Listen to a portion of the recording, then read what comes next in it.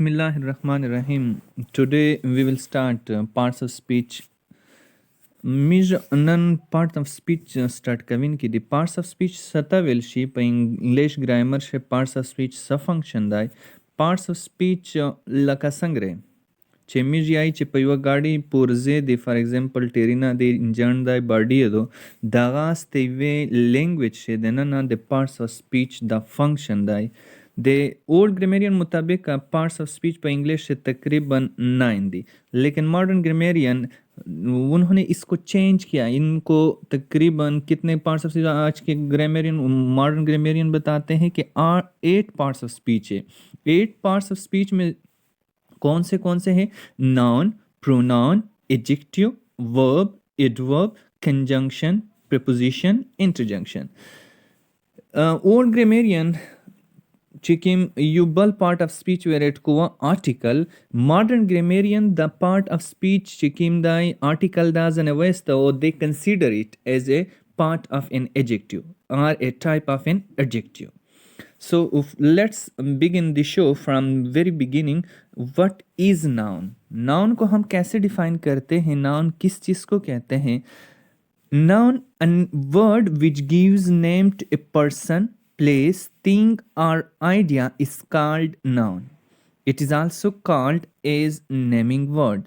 Examples: the sun shines bright, Ali is sleeping. Uso khabara padizi she dagado che mijon dadre shaina yai che person, place, thing, idea. For example, nim noun dasti چې هغه مش سره سره نغان نشته دی چې دا مش په person سے consider کو په پلیس سے کنسیڈر کو یا کہ ہم ان کو کیا کہے کہ یہ تھنگز میں آتے ہیں یا آتے بھی نہیں. فار ایگزامپل گاڈ, اینجلس, جنس, اس کے علاوہ ساتھ ساتھ میں شیڈو, ہیل اینڈ ہیون. لیکن یہ تعریف ہمارے پاس صحیح ہے کہ a word which gives name to a person, place, thing اور آئیڈیا از کالڈ ناؤن. لیکن اس سے بہتر تعریف ہماری یہ بھی ہو سکتی ہے کہ it's also called as a naming word.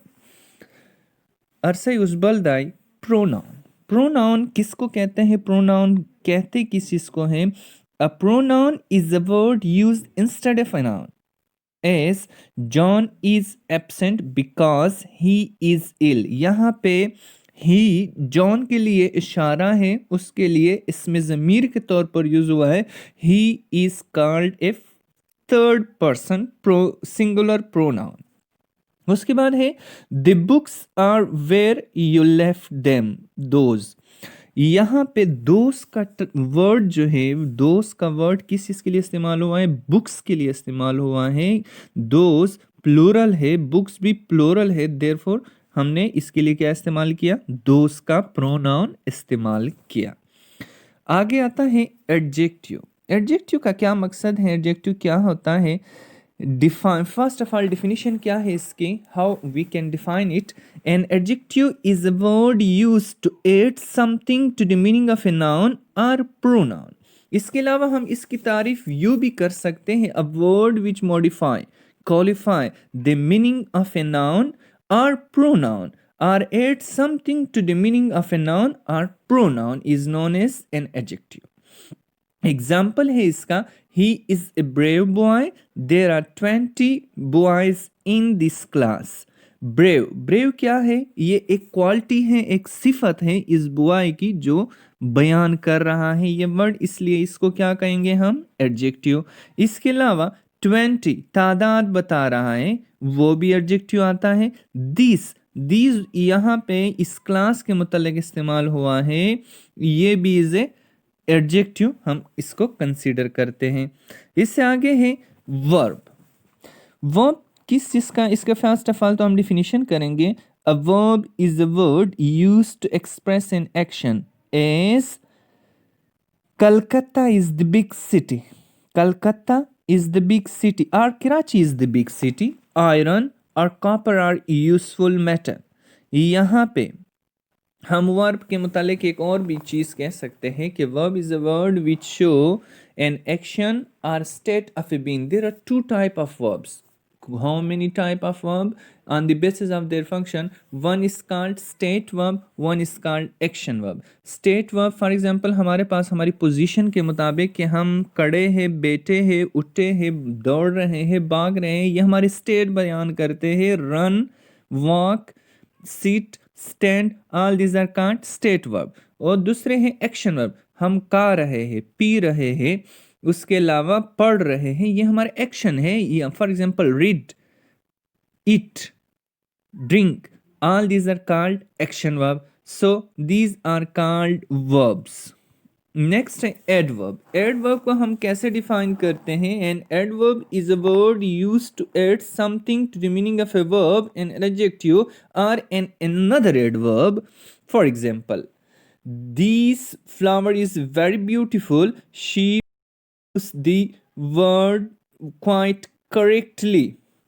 यहाँ पे देखो ना, this flower is very beautiful. Beautiful adjective है, वेरी क्या है? एडवर्ब है. ये वेरी जो है इस ब्यूटीफुल को क्या मजीद क्वालिफाई कर रहा है, मजीद मॉडिफाई कर रहा है, इसलिए इसको हम क्या कहेंगे? एडवर्ब कहेंगे.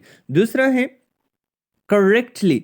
असल में बहुत सारे एडवर्ब के पीछे आखिर में ly आता है, इसलिए हम करेक्टली को क्या कहेंगे? Correctly as an adverb. ये भी एक एडवर्ब है जो क्वालिफाई करता है. किस चीज़ को क्वालिफाई करता है? क्वाइट. क्वाइट क्या है? क्वाइट बजाते खुद एक एडवर्ब है और उसी क्वाइट को ये क्वालिफाई कर रहा है. नेक्स्ट है प्रेपोजिशन. प्रेपोजिशन की डिफिनीशन कुछ यूँ है: A preposition is a word used with a noun to show how the person or thing denoted by the noun or pronoun stands in relation to something else. As, there is a crow in the garden. There is a cow in the garden. The girl is fond of music. A fair little girl sat under the tree.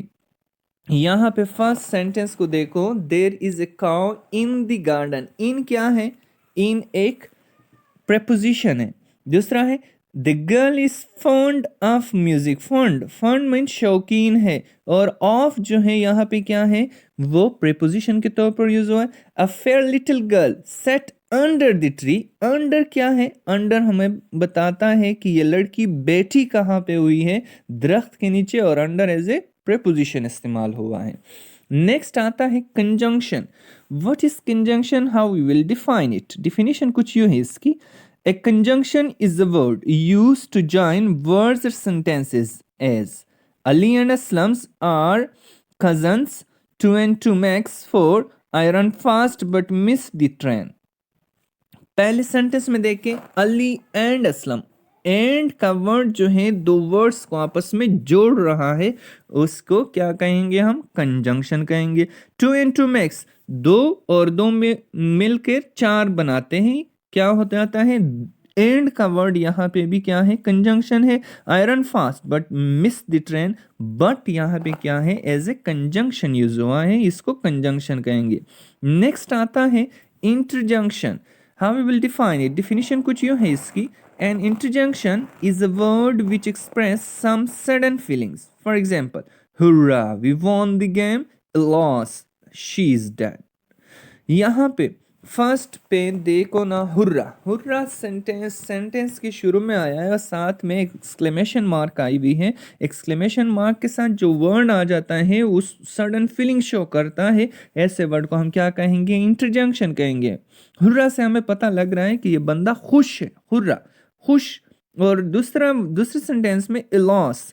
इलॉस क्या है? इलॉस mean something. For example, ये कुछ sudden feeling show कर रहा है किसी के death पर, किसी के मर जाने पर, कुछ खो जाने पर, इस तरह के फीलिंग्स शो करता है और साथ में एक्सक्लेमेशन मार्क यूज हुई है, तो इसलिए इसको क्या कहेंगे? हम इंटरजंक्शन कहेंगे. So today this is the lesson of about parts of speech.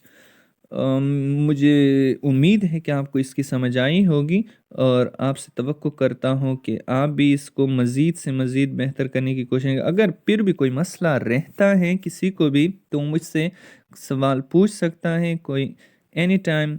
So okay, good luck, wish you best for next time. अल्लाह हाफिज़.